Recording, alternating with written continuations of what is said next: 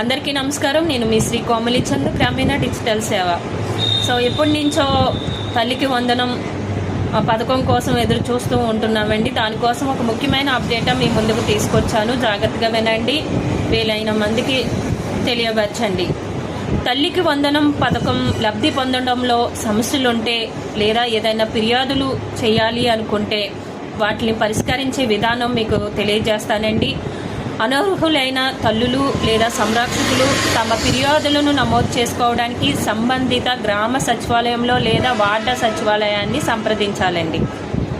అర్హులైన 54,94,700 మందికి 703 మందికి విద్యార్థులకు ఆర్థిక సహాయం పంపిణీ జరుగుతుందండి. అది 12వ తారీఖు 6వ నెల 2025 అని చెబుతున్నారు.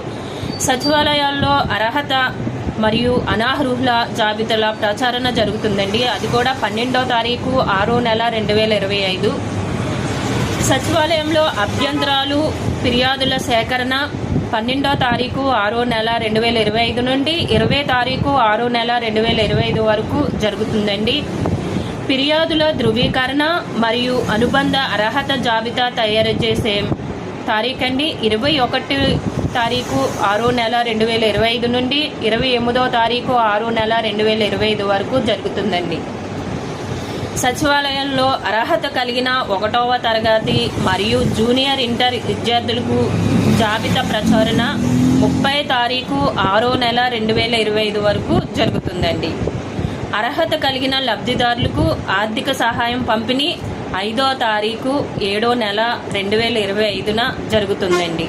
సో మీకు అర్థమైంది అనుకుంటున్నాను. ఇదే అప్డేట్ అండి. సోషల్ మీడియాలో వచ్చే ఏ న్యూస్ అయినా సరే నిజం తెలుసుకోండి.